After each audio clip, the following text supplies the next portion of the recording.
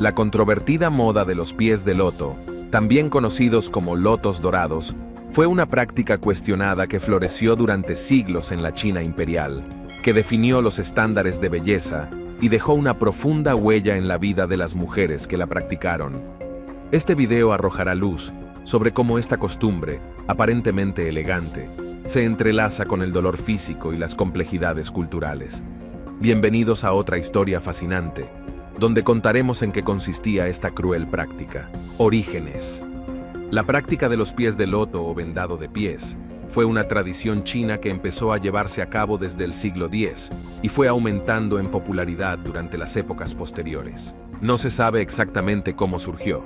La práctica posiblemente comenzó entre las bailarinas de clase alta de la corte en la temprana dinastía Song, pero se propagó entre la clase alta y la burguesía. Esto revela que vendar los pies de las niñas de alta cuna representaba su exención de realizar tareas pesadas, destinadas a mujeres de clase social baja.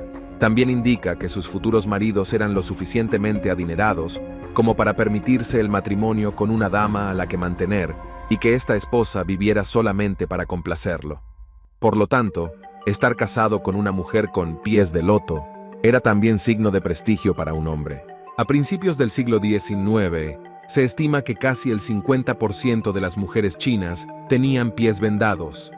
Para las mujeres de clase alta, este porcentaje era casi del 100%. Se cree que más de 1.000 millones de mujeres chinas tuvieron sus pies vendados desde finales del siglo X hasta mediados del siglo XX. Ya desde el principio de esta práctica surgieron las primeras críticas.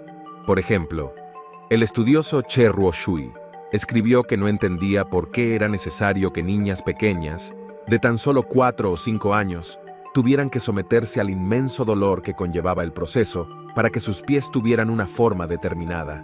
Proceso de vendado. El proceso de vendado tradicional tenía que comenzar antes de que los arcos de los pies de las niñas se hubieran desarrollado por completo, por lo que generalmente empezaba entre los 4 y los 9 años de edad. Debido a que el proceso era muy doloroso, normalmente daba comienzo en los meses de invierno, para que el frío adormeciera las extremidades. En primer lugar, los pies se remojaban en un preparado de hierbas y sangre de animales.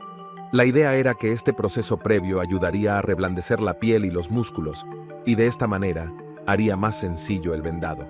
Después, se le cortaban las uñas de los pies lo más cortas posible, ya que los dedos tenían que presionarse contra la planta y quedarse allí quietos. Una vez hecho esto, se dejaba el dedo gordo hacia el frente, mientras que los otros se doblaban debajo del pie y se presionaban con fuerza suficiente como para romperlos y apretarlos allí. Posteriormente, mientras se mantenían en posición, se hacía presión sobre la pierna y se rompía el arco del pie a la fuerza. Por último, se colocaban los vendajes, que podían medir hasta 3 metros de largo, remojado previamente en el mismo preparado de hierbas. La colocación del vendaje se hacía de tal manera que la niña no pudiera mover en absoluto sus dedos, ni estirar el pie, para que las extremidades se adaptaran a su nueva posición. Para evitar que la tela se aflojara, los extremos se cosían. La colocación del vendaje también provocaba que el pie quedara doblado permanentemente en forma de arco. El resultado esperado del largo y atroz proceso era tener pies no más largos de 7,5 a 10 centímetros, 3 a 4 pulgadas. Cuidado de los pies. Hasta que el proceso se completaba, los pies de la niña tenían que ser sometidos a toda clase de cuidados, por lo que los vendajes tenían que retirarse de manera habitual. Cada vez que se quitaban las vendas, se lavaban los pies, se recortaban las uñas y se comprobaban los dedos para ver si existía alguna herida anómala. Además de eso, se masajeaban los dedos para que se volvieran más flexibles y se golpeaba la planta del pie para evitar que los huesos pudieran soldarse y hacer que pudieran doblarse con mayor facilidad.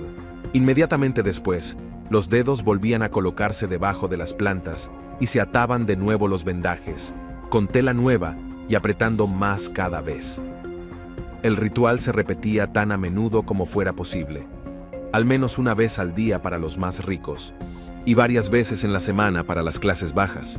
Normalmente, era la propia familia de la niña la que se encargaba de llevar a cabo este proceso. Completar el proceso para conseguir pies de loto podía llevar años, y a menudo no se terminaba del todo hasta que la joven había superado la adolescencia. Sin embargo, al cabo de relativamente poco tiempo, Los pies se entumecían y dejaban de doler, aunque si se intentaba devolverlos a su forma natural, era necesario sufrir el mismo dolor de nuevo. Problemas de salud y consecuencias sociales. Los problemas más comunes de los pies de loto tenían que ver con la salud física de las mujeres afectadas.